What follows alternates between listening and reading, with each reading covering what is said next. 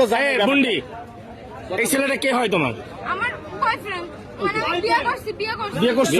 আচ্ছা, তুমি ওরা পছন্দ করো, ভালোবাসো। তোমার বাবাকে? আমার আব্বু ওই যে। ওরা আমি চিনি তো, আমার এই যে ইনি তোমার বাবা, উনি তোমার নিতে আসছে। তুমি কি তার সাথে যাবা? আমি ওনার সাথে যাব। এখন তো তুমি তো প্রাপ্তবয়স্ক হও নাই।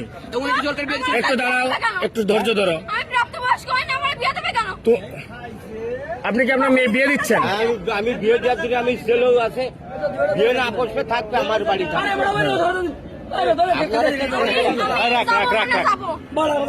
তুমি কি ওর সাথে যাবা? এখন তুমি তো প্রাপ্তবয়স্ক হও নাই। আমি ওর আব্বুর সাথে কথা বলছি।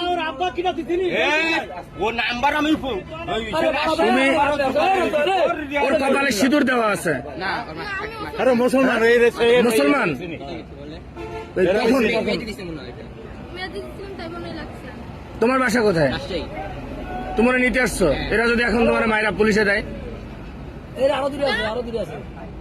কি করবা? তুমি এত সাহস নিয়ে কিভাবে আসলে রাজশাহী থেকে এখানে? মেয়ে ফোন করেছে এই জন্য এসে আমি বলছি বলেই তো আসছি।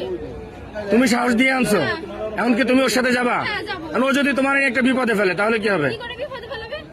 মনে করো যে একটা বিপদে ফেললো, ও তোমার একটা বিপদে ফেললো। আমার আব্বু বলছে আমি যদি চলে যাইতে চাই আমাকে চলে যাইতে বলছে। তুমি আর গায়ে হাত দেবো না, তা?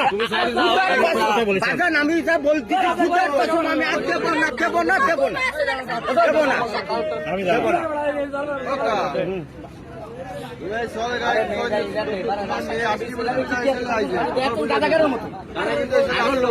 আরো লোক আছে, একটা গুরু হচ্ছে সামনে, একটা হিন্দু মেয়ে, এর গুরু আছে। আমি আপনাদের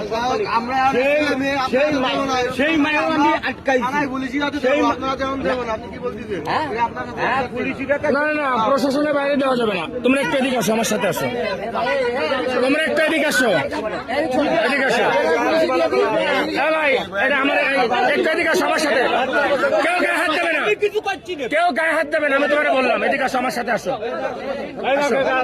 এদিকে আসো, এদিকে আসো।